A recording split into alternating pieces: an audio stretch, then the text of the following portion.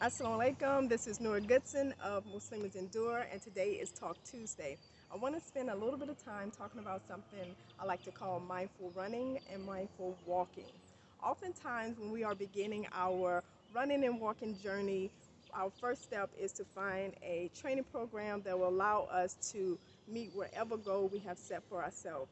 While this is an important part of the process, it is not the first step.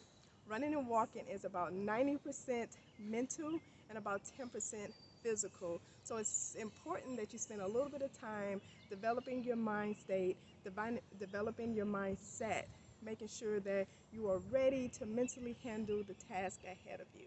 So Muslims Endure have 5 easy steps for you to follow to make sure that you are in the proper mental state. And inshallah, we pray that this is a benefit to you on your journey. Step one is to set firm intentions. As Muslims, we know that our intentions are such an important part of our everyday life. And starting a running and walking program, starting a running and walking journey, there's no difference. It is important for you to identify the why. Why is this important for you? For me personally, I like to tie my why into worship. I like to tie it into earning the pleasure of Allah.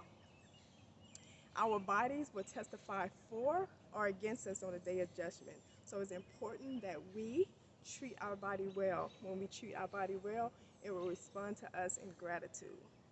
Step two. Step two is to make dua. Dua is indeed the weapon of the believer, and it is a tool that we use to help us every single day and everything that we do. So we cannot neglect the fact that it serves a purpose in our fitness journey. So spend some time making those very specific du'as, asking Allah to guide and aid you, giving you the tools that you need in order to reach your running and walking goals. Step three is to make it a priority. It is often the case that when something is very important to us, we find the time to make it happen. So let running and walking be a priority for you.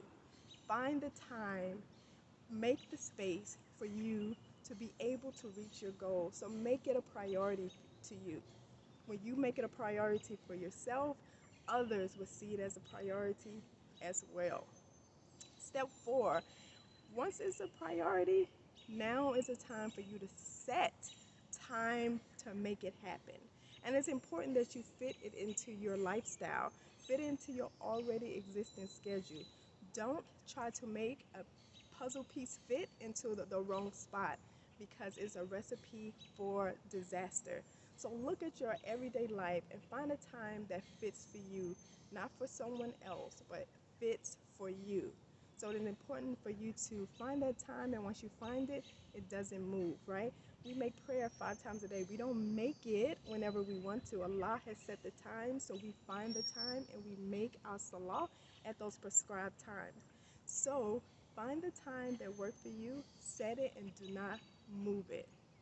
So step five. Step five is to find an accountability partner. It is sad but true that oftentimes we uh, don't want to let other people down. We don't want to make bad reports to others when we are okay with letting ourselves down sometimes. I plan to go out at 5 o'clock in the morning for my running walk, but you know what? I'm tired. But if Sister Aisha is waiting for you at 5 o'clock in the morning, you're going to get up and you're going to make it out there. So finding an accountability partner is an important part of the process. And a partner takes many shapes and many forms. It could be one person, it could be your spouse, it could be your sister, it could be your children, it could be a group such as Muslims Endure. But make sure you find somebody that will be able to hold you accountable for the goals that you have set for yourself. So those are 5 easy steps that you can take and inshallah you can use to help you on your fitness journey. Muslims Endure is always here to give you the support and the motivation that you need in order to reach your fitness goal. Assalamu alaikum.